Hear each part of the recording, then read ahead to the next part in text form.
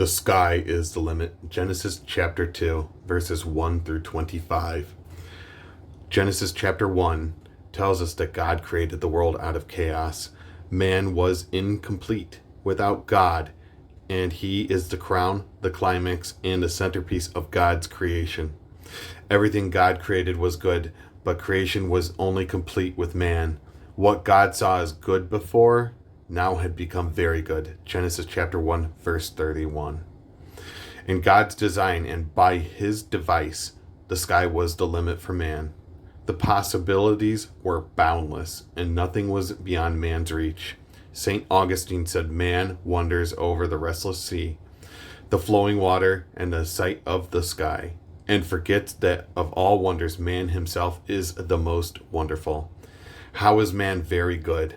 How is he the center of God's creation? Why did God lavish on man and reserve for him the best things in life? First, God created us as physical and spiritual beings. Genesis chapter 2, verses 1 through 7.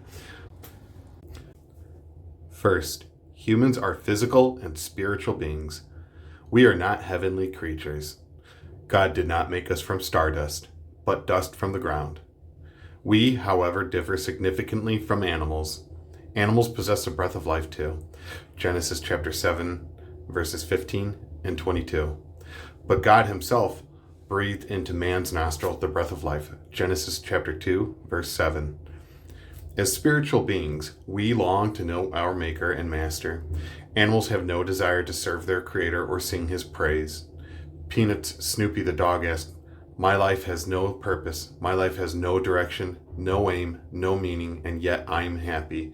I can't figure it out. What am I doing right?" God created us, as diligent and intelligent beings. Genesis chapter 2, verses 15 through 20. Work was not the outcome of sin. It was never optional. To work the ground is part of God's plan for man before his creation and after the fall. Genesis chapter 2, verses 5 and 15.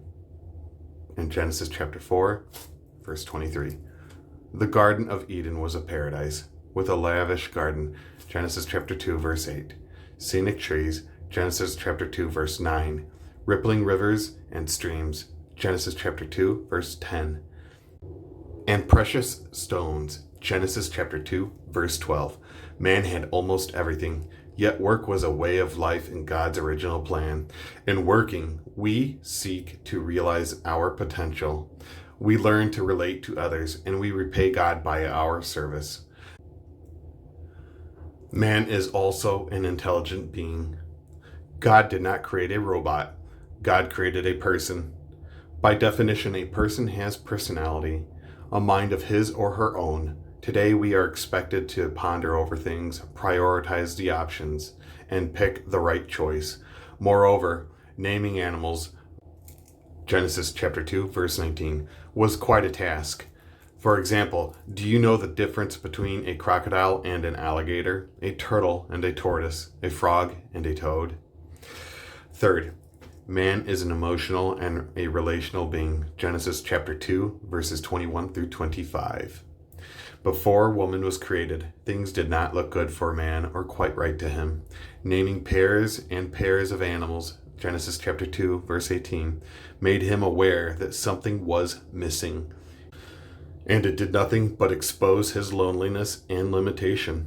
Adam needed someone to do things with, to discuss things with, and to decide things with.